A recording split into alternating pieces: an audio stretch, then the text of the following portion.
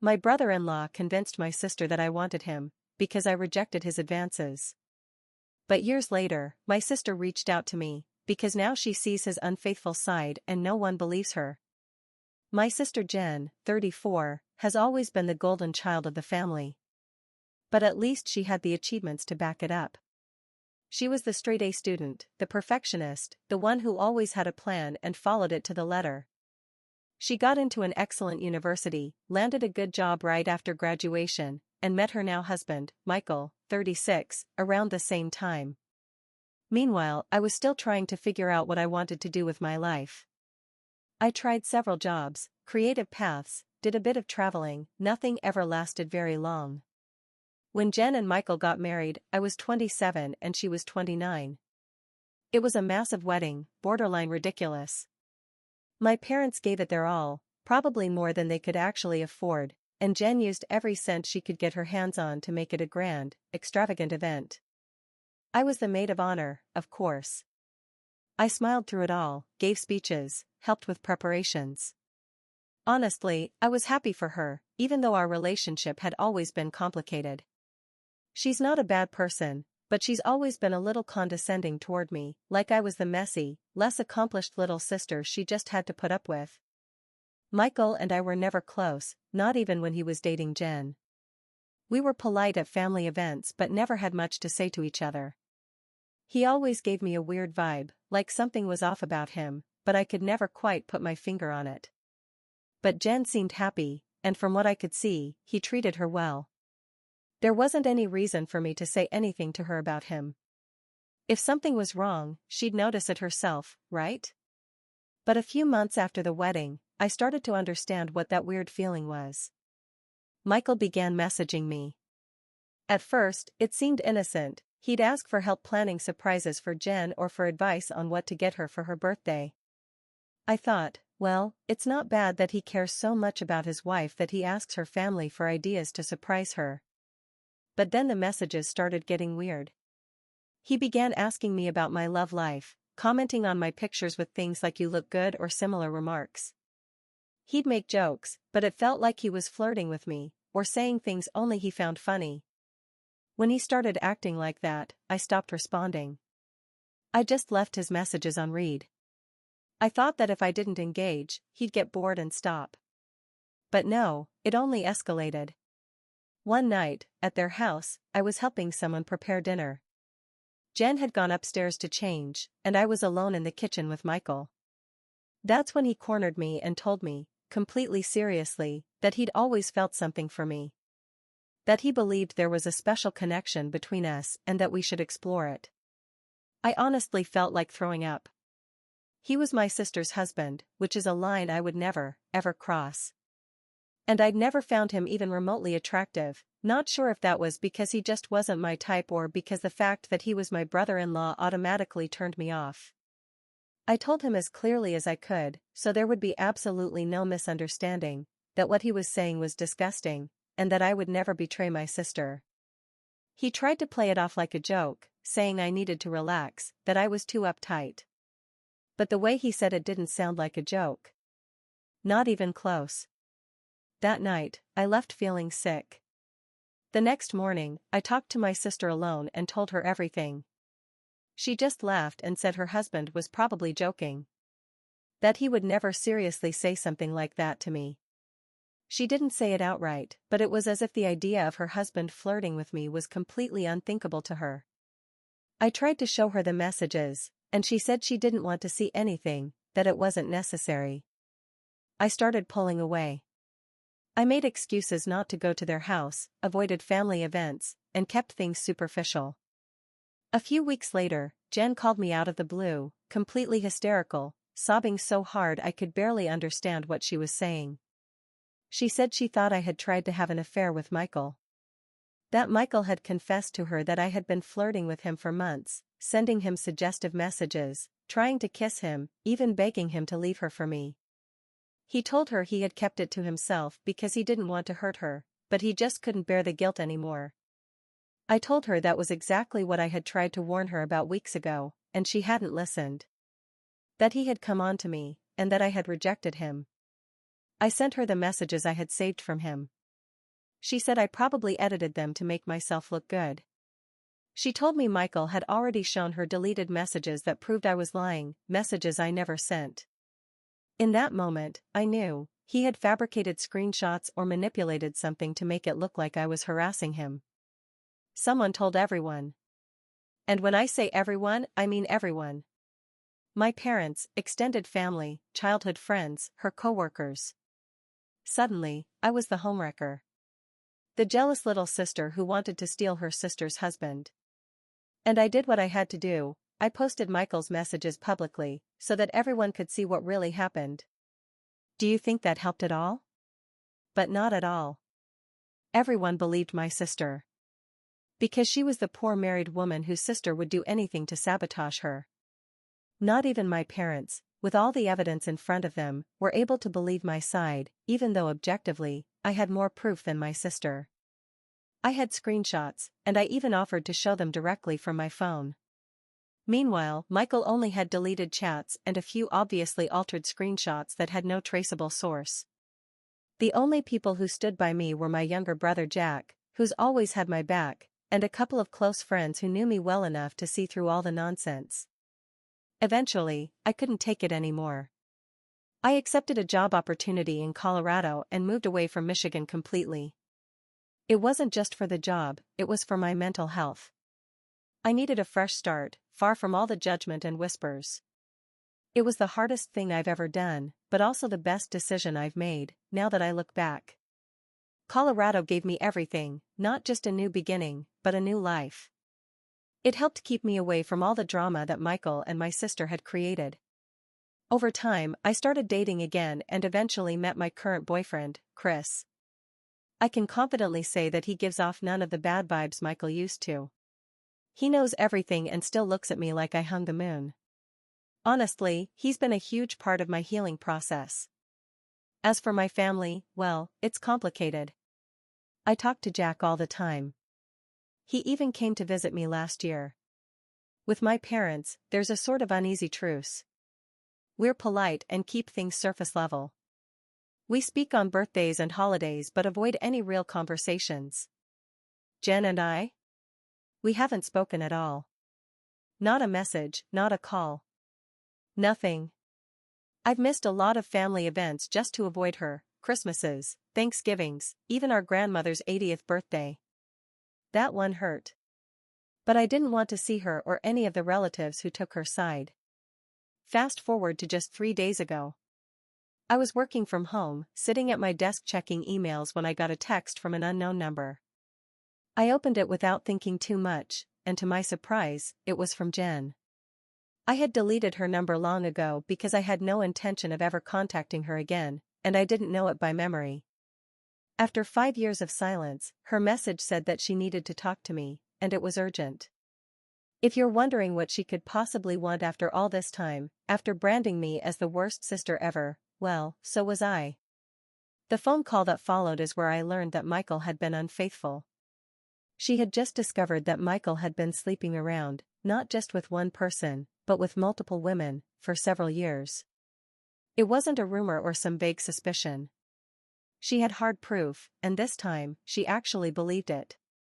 She saw the evidence with her own eyes. He had left his phone unlocked, and she found messages, photos, all sorts of explicit things. One of the women was a coworker. Another? Their next-door neighbor. There were more, but those two hurt her the most. Michael didn't deny any of it. I guess he saw no point. In fact, during their talk, he confessed everything, including the lie that involved me. According to Jen, he admitted that I had rejected him all those years ago, and that he was afraid I would tell her the truth.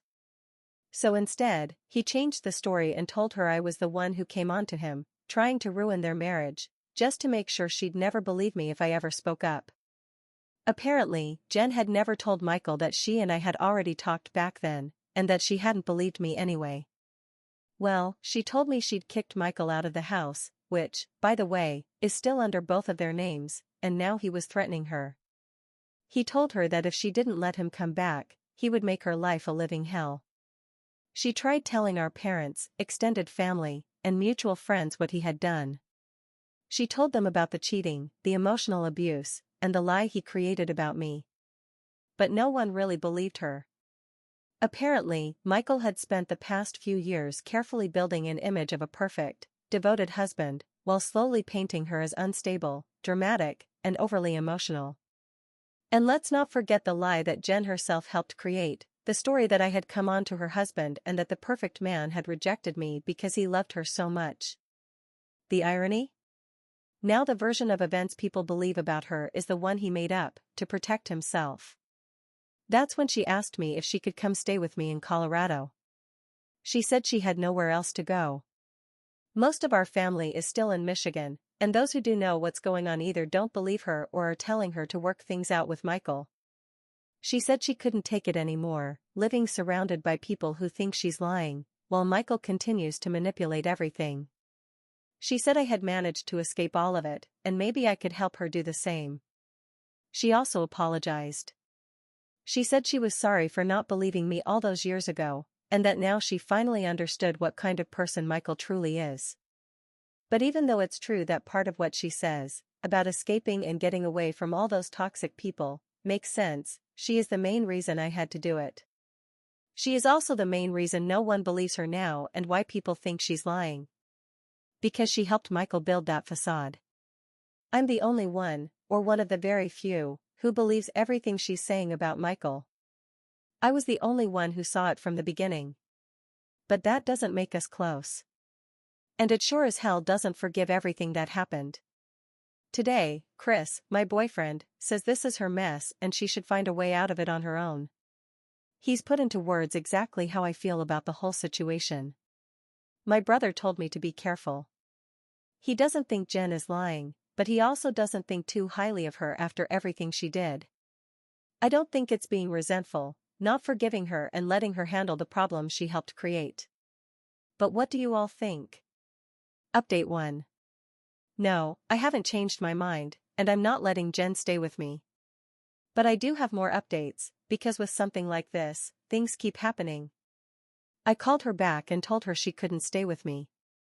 That I had distanced myself for a reason, and that reason was to not be near the chaos that Michael and she caused.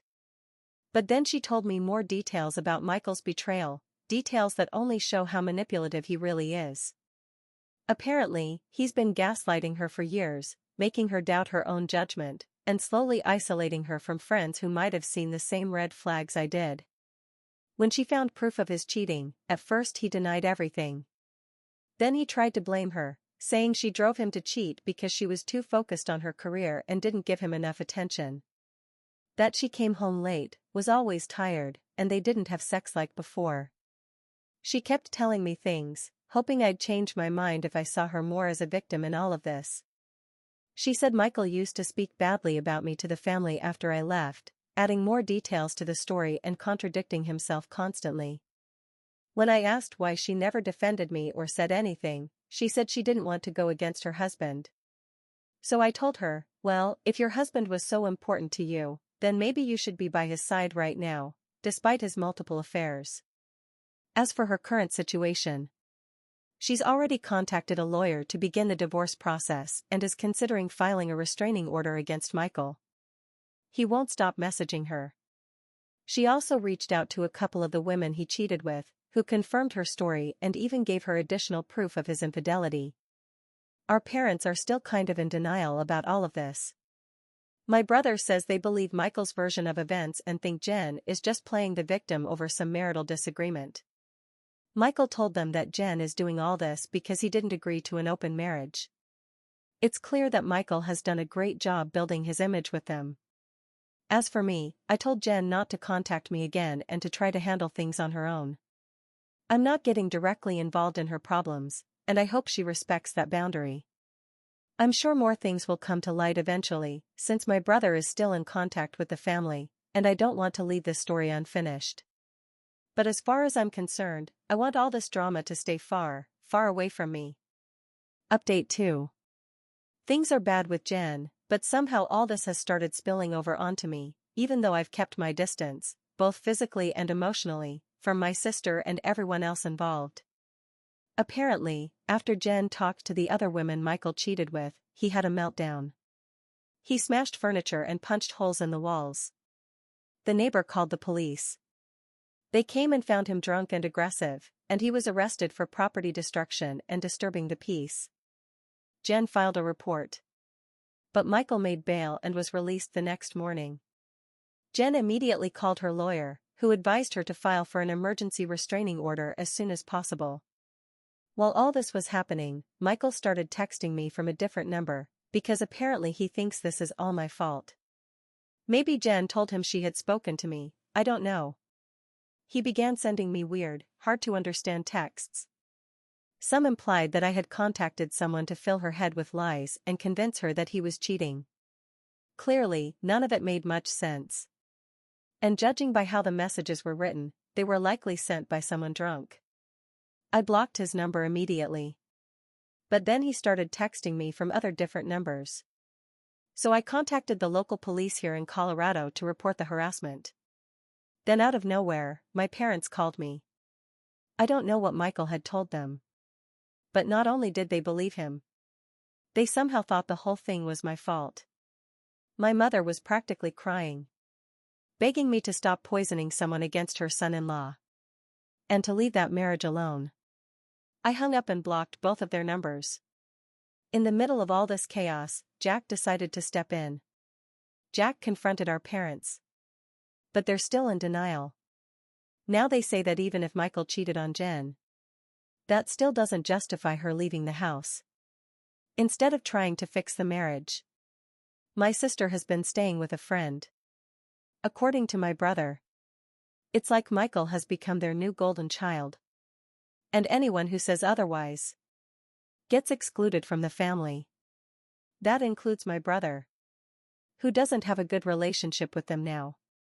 It's incredible that this is still affecting me, even though I warned them years ago and laid out all the proof to remove any doubt.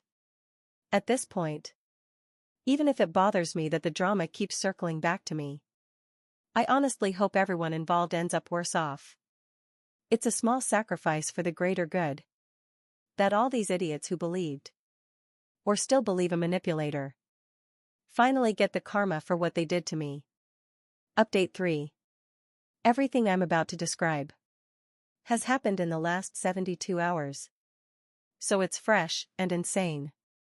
I don't want to summarize. It's better if you read exactly what's been going on. The day after my last update, Michael showed up at my apartment complex. Yes, he flew from Michigan to Colorado without warning. I still don't know how he got my address. But it's not like I changed my identity. You can still find info online.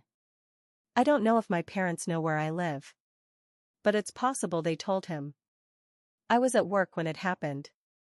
But a neighbor, who's home all day, called me in a panic, because she could hear everything from the hallway. She said Michael was banging on my door and yelling for me to come out. She immediately called 911. And luckily the police arrived quickly. They found him in the hallway visibly agitated. According to the police report, he became aggressive when they tried to remove him from the building, which resulted in his arrest for trespassing, disturbing the peace, and resisting arrest. The next morning, I got a call from the police department informing me that Michael was being held on bail. And due to his behavior, along with my prior complaint, they were taking the situation seriously. They advised me to file a restraining order, which I did immediately. While all of this was going on, my phone wouldn't stop ringing, with calls and messages from numbers that seemed to belong to my parents. Apparently, Michael had called them from jail and told them some story about how he had come to talk things out with me. But I had refused and got him arrested, instead of asking about the charges that had landed Michael in jail. They were furious at me for causing the whole situation. Then I got a call from my brother, who must have heard about all of this from Jen or my parents. And he had a few details to share. This information, I think, explains clearly why my parents are so attached to Michael. Michael has been supporting them financially. For the last few years. And it's not a small amount. He offered to help with the mortgage when my dad had to reduce his work hours due to health problems. That financial dependence, combined with Michael's manipulative charm, has made them especially resistant to seeing any flaws in him. They see Michael through rose-colored glasses. Because someone who gives you money can't possibly be that bad, right? Michael was eventually released on bail the next day, but with strict conditions, including maintaining a certain distance from me. His lawyer reached out to Jen's attorney, suddenly very interested in discussing an amicable divorce settlement. I suspect his legal issues here in Colorado made him realize his usual manipulation tactics aren't working anymore. I still haven't spoken to her directly, but my brother has become the mediator between us all. And he usually tells me every detail he hears, especially the ones that might matter to me. Like how our parents are still defending Michael. Like he's the coolest guy in the neighborhood. I guess now, with all of Michael's legal issues here in Colorado and also in Michigan, plus the divorce, they'll probably lose that money flow too. I can also understand why they're so desperate. They probably still have a few years left to pay off their mortgage and don't want to lose the house now. So I can expect that they'll continue defending Michael in the future. Edit, Michael's perfect facade is also falling apart in other parts of his life. After word of his arrests reached Michigan, his company placed him on administrative leave while they conduct an evaluation of his behavior as an employee. More problems for my parents. If Michael's source of income disappears, I don't know how this whole mess will end. But I do know how Michael will end. With the charges I've decided to file and not drop. Update 4. My parents and my sister aren't speaking. And a big part of it has to do with what I'm about to share at the end. According to my brother, Jen is now officially divorced. And both sides have agreed to an amicable divorce. In quotation marks. It's only amicable because Michael didn't fight it. They simply agreed to divide the assets and sign the papers to end everything. Michael kept the house, and Jen walked away with some money. Still, there's nothing truly amicable about it.